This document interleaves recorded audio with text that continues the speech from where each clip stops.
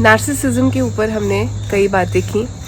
Narcissism बढ़ता हुआ एक इंटरेस्टिंग टॉपिक है और हमारे लिए ये इंटरेस्टिंग इसलिए है क्योंकि हम आइडेंटिफाई कर सकें हमारे आसपास जिन रिलेशन से हम फालतू ही इतने दिनों से जूझ रहे हैं, वो बेसिकली कहीं ना कहीं इस मेंटल डिजीज के अंदर उसकी जड़ें हैं। तो नार्सिसिस्टिक इंसान के जो ट्रेट्स होते हैं वो कैसे होते हैं? पहली बात तो वो बड़े चार्मिंग होते हैं, बड़े अट्रैक्टिव होते हैं। उनकी बातें बहुत ही गुड़ में लिपटी हुई मीठी होती हैं कि सामने वाले को ऐसा लगता है कि इनसे अच्छा तो कोई हो ही नहीं सकता, इनसे ज़्यादा चार्मिंग तो कोई हो ही नहीं सकता।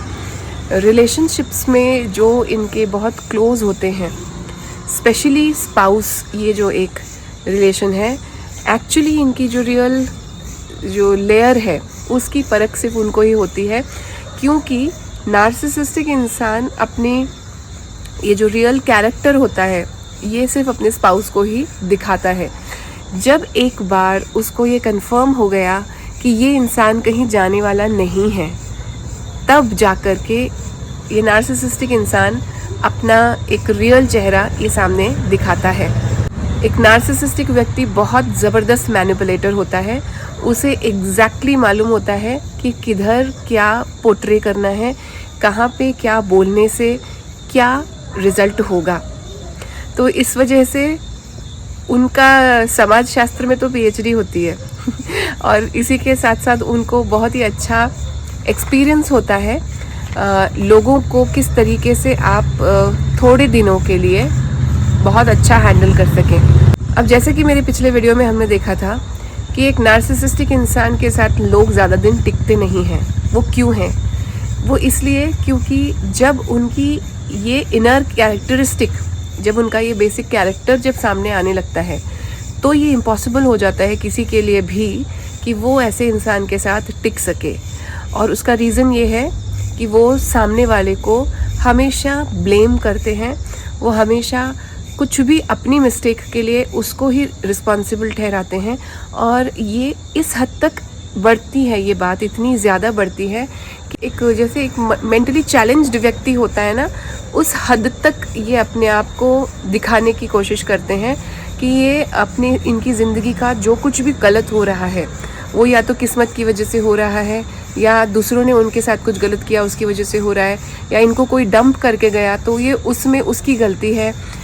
अगर इनकी लाइफ में कोई आया तो ये भी जो है इनका बड़प्पन है कि इनकी लाइफ में कोई आया और इन्होंने उस रिलेशनशिप के लिए कुछ किया। और जब इनके कोई भी गलतियां बताने लग जाता है तो ये इतने ज़्यादा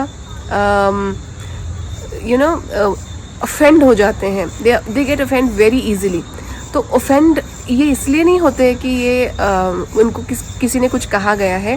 बेसिकली दुनिया में कहीं पर भी कुछ भी बात चल रही हो, वो हर चीज़ को खुद से जोड़कर देखते हैं। तो ये बात तो आप एक्सपीरियंस कर सकते हैं। Logically speaking, everything on the planet which happens with them in a negative sense, so they blame others for that. पहली बात तो ये एक सबसे बड़ी पहचान है एक नार्सिसिस्टिक व्यक्ति की। और दूसरी बात ये कि ये by character they always are profit making. इनको जिस जगह पर, जिस रिलेशन में फ़ायदा दिख रहा होता है, ये सिर्फ वहीं इन्वेस्ट करते हैं। और बाकी के लोगों को ये अपना वो चार्मिंग साइड नहीं दिखाते। वो चार्मिंग साइड बहुत ही कॉन्शियसली जब ये माइंडसेट लेकर के this is what they want to hear from others, तो जानबूझ की that is the thing that they will try to portray. But जो इनका स्पाउस है उसको पता है कि ये किस प्रकार घर में लोगों को गालियाँ मारते हैं, पीठ पीछे से उनके बारे में बातें करते हैं। तो the spouse will always try to highlight कि जो आप कर रहे हो या जो आप कर रही हो it is not good, but they will always play this game कि तुम्हें तो सिर्फ मैं ही बुरा दिखता हूँ या तुम्हें तो सिर्फ मैं ही बुरी दिखती हूँ, सारी दुनिया में सारी बुराई सिर्फ मेरे अंदर ही दिखती है। एंड ये बोल के वो अपना पल्ला चढ़ा के they will always move ahead and they will never accept whatever is happening is their mistake. This is one thing about the narcissistic person. The other thing is, आप देखोगे एक नार्सिसिस्टिक लेडी अगर आप देखोगे, एक नार्सिसिस्टिक मदर अगर आप देखोगे, तो उसका एक इंटरेस्टिंग आपको भाग बताती हूँ। ये मैंने आज ही पढ़ा है नार्सिसिस्टिक मदर्स जो होते हैं वो उनके साथ जो जीवन में घटनाएं हुई हैं या उनकी फैमिली में जो भी हुआ है उसको इस प्रकार वो कुक करती हैं और वो उस कुक्ड डिश को अपने फैमिली में अपने बच्चों और अपने पति के सामने सर्व करती हैं जैसे दुनिया में उनसे ज़्यादा प्रामाणिक, उनसे ज़्यादा दयालु तो कोई हो ही नहीं सकता। And what ever bad has happened with them. तो इसको मैं एग्जाम्पल के साथ आपको समझाऊंगी। कोई एक लेडी है जिन्होंने अपने घर में अपने जो इन लॉज हैं तो उनके साथ कोऑपरेट किया और उनके साथ में वो रहे, और उस रहने के दौरान उन्होंने फिनेंशियली सपोर्ट किया अपने इन लॉज में अपने जो पति के सिबलिंग्स हैं उनको मोस्ट ऑफ द टाइम। तो इस चीज़ को लेकर के उन्होंने जो किया, अच्छा इसके बदले में इस लेडी ने कंटिन्यूअसली जो बाकी उनके घर की जो दूसरे लेडीज़ हैं जिनको ये फाइनेंशियली सपोर्ट कर रहे हैं उन लेडीज़ की कंप्लीट डोमेस्टिक हेल्प ली। हर मोमेंट पे उनको एक सिक्योरिटी, एक आया, एक हेल्पर, इन सब के रूप में यूज़ करके लिया। और एक मोमेंट पे suppose for 5 years they were supporting the other family financially, तो उस 5 years का रेफरेंस लेकर 50 years तक वो उस चीज़ को, कैसेट को चलाते हैं कि हमने उनको वो किया है तो इसलिए इसका तो बाप भी करेगा। और जबकि वो जो अदर पर्सन है उसने फिनेंशियली कुछ खाया भी नहीं है, क्योंकि वो तो बिफोर मैरिज जो है उनके हस्बैंड के लिए जो भी किया वो किया इन लेडी ने।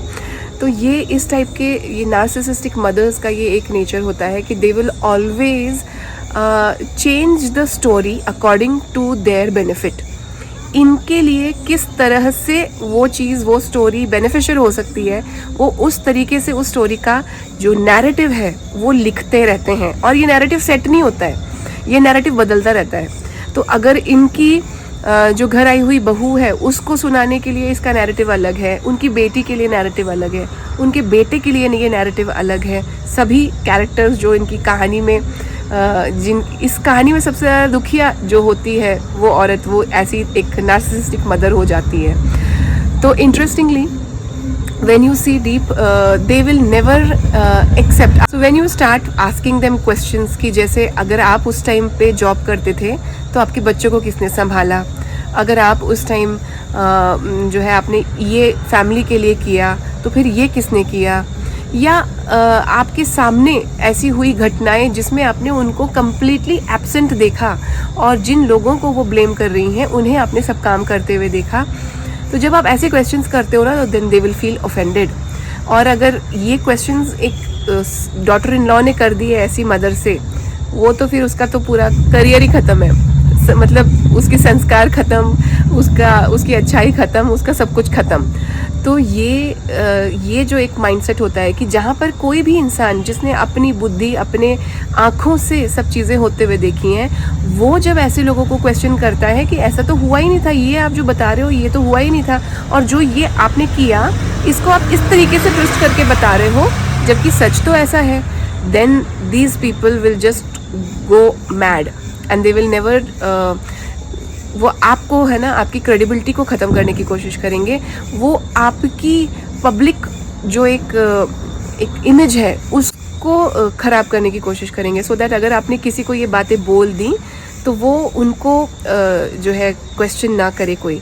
इसी के साथ साथ जो इनके अपने बच्चे होते हैं, एक या तो वो उनके ही जैसे नार्सिसिस्टिक होते हैं, या दो क्योंकि उनके दिमाग पे ये बातें बचपन से ज़्यादा डाली गई हैं तो वो भी मूर्ख जैसे, जड़ जैसे हो जाते हैं।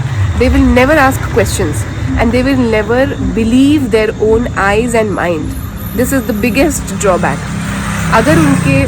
अगर एक नार्सिसिस्टिक मदर के बच्चे खुद नार्सिसिस्टिक हैं तो बात एक हो गई, नहीं तो वो ऐसे बच्चे हो जाएंगे जो खुद अपनी आँखों से सत्य को देखने के बावजूद भी उसको सत्य बोलने की हिम्मत कभी भी नहीं रखेंगे। They will always go on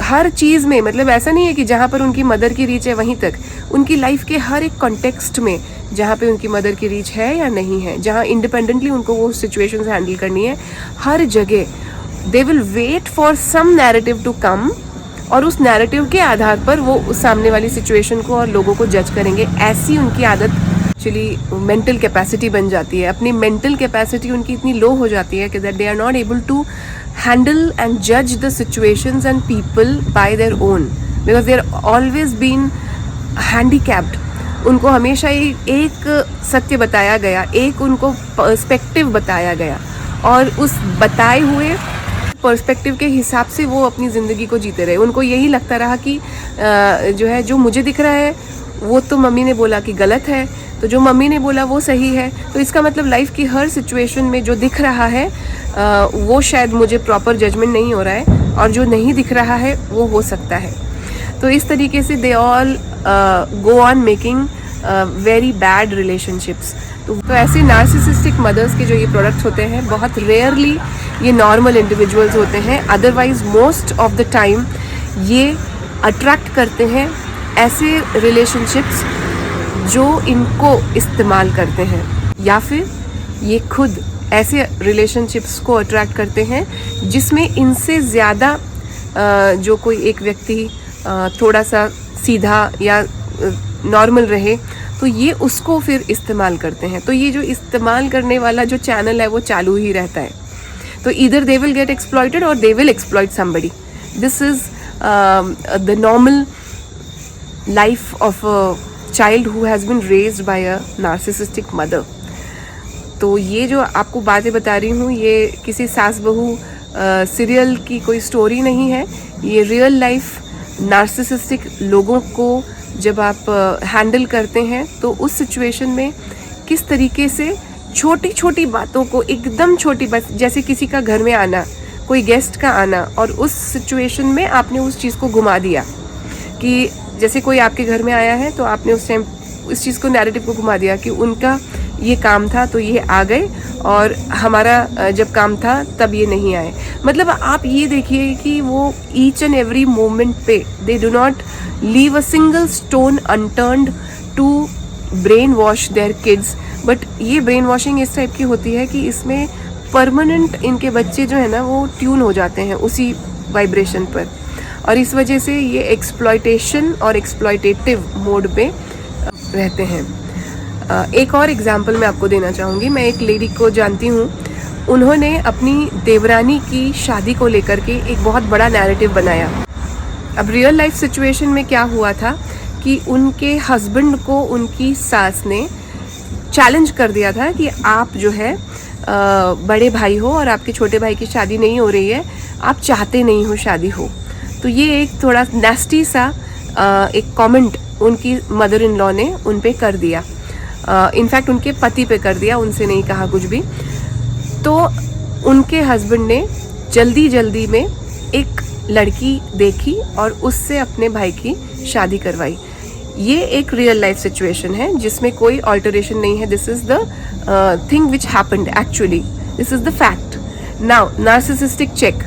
narcissistic check ये है कि उस लेडी ने अपने घर आई हुई इस नई देवरानी को हमेशा एक अपर हैंड की तरह ट्रीट किया। वो तो ऑब्वियस सी बात, और अपनी पति को वो लाइफ टाइम जो है वो उसी बात को लेकर टॉर्चर करती रही कि आपसे इन लोगों ने इस तरह से बिहेव किया और देखो कैसी लड़की मिल गई। और वो जिंदगी भर घर में आई हुई उस देवरानी की ब्यूटी को लेकर, उसके बैकग्राउंड को लेकर, हर चीज़ को लेकर के पॉइंट आउट करती रही, बुरा बोलती रही। और जब उनके छोटे बच्चों ने इन सब चीज़ों को सुना तो वो भी ज़िंदगी भर उस व्यक्ति के, उस पर्टिकुलर लेडी के नफ़रत में वो जीते रहे। उस लेडी की उम्र और इनके बच्चों की उम्र में हार्डली 3 साल का फ़र्क था। Just imagine the age gap and just imagine the difference of age between jethani and devrani. Still उस नए घर में आने वाले इंसान की वजह से उनको इतनी इनसिक्योरिटी थी कि उन्होंने पहले ही एक अपना वर्चस्व बनाए रहे घर में, तो ये नैरेटिव सेट करना शुरू कर दिया। अब आगे स्टोरी में देखिए क्या हुआ। ऐसे शक्ल के लोगों की नॉर्मली जल्दी शादियां नहीं हुआ करती, तो पैसे के जोर पर इनकी शादी करवाई गई थी। अब इस चीज़ को कवर अप करने के लिए ये जो नई बहू घर में आई है, जो इनकी देवरानी है, उस चीज़ को इन्होंने फर्स्ट डे से पहले से ही, इनफैक्ट पहले से ही ये नैरेटिव सेट करना शुरू कर दिया कि जल्दी में शादी की है, इसलिए एक ऐसी बहू आई है।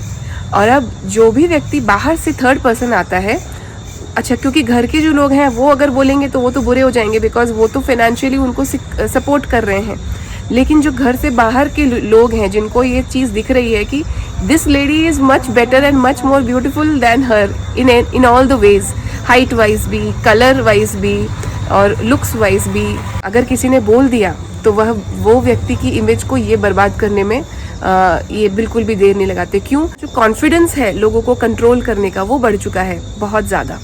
और धीरे धीरे करके जो भी व्यक्ति ऐसे लोगों के कांटेक्ट में आते हैं, तो ये अपनी स्टोरीज़ के द्वारा उनको इतना अच्छे से ब्रेन वॉश करते हैं कि सामने वाला जो है इनको ही सत्य समझे, क्योंकि किसी भी व्यक्ति ने कंप्लीट पिक्चर को तो देखा ही नहीं। तो कंप्लीट पिक्चर सिर्फ इनको पता है कॉन्शियसली, सबकॉन्शियसली, लेकिन उसको तो इन्होंने खुद की लाइफ के लिए चेंज कर दिया। और ये ट्विस्टेड जो रियलिटी है ये उसको ही याद रखते हैं, ये एक्चुअली उसको ही याद रखते हैं। नार्सिसिस्टिक लोगों की ये विशेषता होती है, आप इसको कहीं पर भी वेस्टर्न साइकोलॉजी की बुक्स में पढ़ेंगे।